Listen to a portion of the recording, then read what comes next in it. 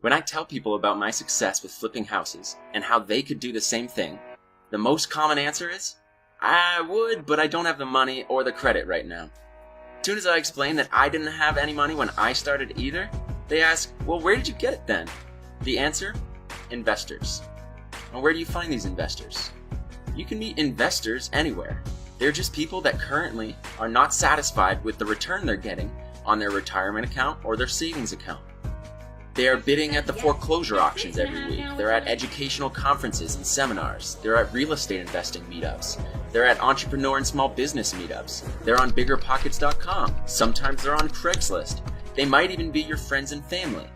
You can, and I have, found investors in all of these places. To be honest, finding them is the easy part.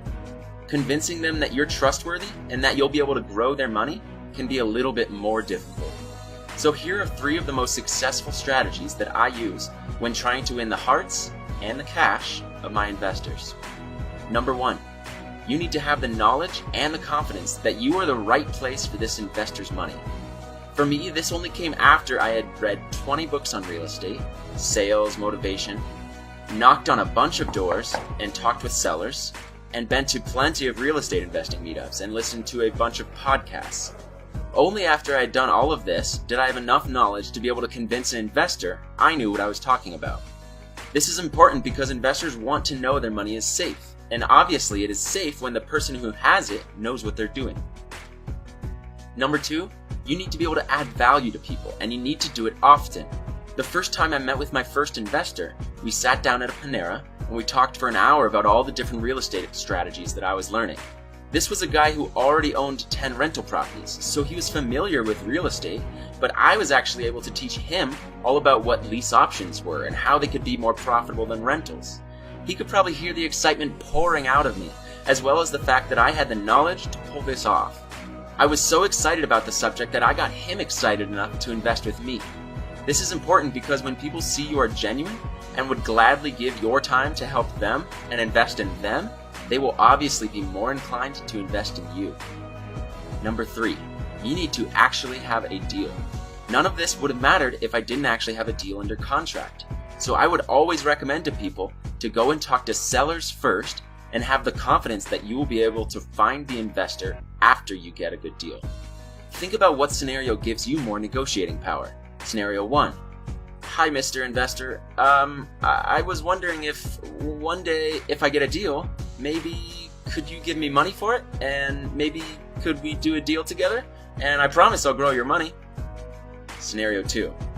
Hi, Mr. Investor. I have this deal under contract already.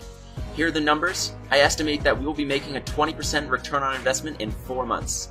I already have the construction crew that will do the renovations, and I have this report from a realtor saying what price it will sell for after we renovate it. Would you like to be a part of this deal? Or should I find another investor that's interested in putting their money to work for them? The second option is obviously way more powerful. It does include a little more risk, but I'm telling you, money is always out there waiting to be used. You just have to get a deal first. Now, there are 2 types of investors that I've found. First type are very easy to find. I'm telling you, anyone can use these investors. They're all across the country. They're called hard money lenders. They are called that because their interest rates are very high. A typical bank right now charges 3 to 4% for a mortgage, and hard money lenders typically charge 12% or more annually, and 2 or more points up front. And by the way, points are just ways for them to get money up front. So if you borrow $100,000 for them, you have to hand over $2,000 back, or 2 points. And then you will start paying 12% annually, so $1,000 a month, when a typical mortgage for a $100,000 house is less than half of that. This sounds outrageous, right? So why would anyone use them? You would use them because they lend only on whether or not you have a deal. They don't care if you have bad credit or how much money you make. They also lend on the after repair value, not the purchase price like most banks. So if you buy a $100,000 house to put $30,000 into it and sell for $170,000, they will give you 70% of the $170,000, which is way more than banks usually lend. But that still leaves you with $10,000 that you need to find to make the deal work. So that's where smaller investors come in. You find those smaller investors in the same place I mentioned before. Friends, family, other members of your local real estate meetup, people at conferences and seminars, etc. Now, the second type of investors are called private money lenders. They're a little bit harder to find. I call them 100% investors. So these are people that have a lot of cash but don't define themselves as hard money lenders. I have had the most luck convincing these type of people to put up all 100% of the purchase and rehab price for you. So in the deal I mentioned before, instead of putting up 70% of the total deal, they would put up all $100,000 for purchase and $30,000 for rehab. That means I don't need to find a second investor. And they're more willing to partner with you instead of just charging you monthly interest payments.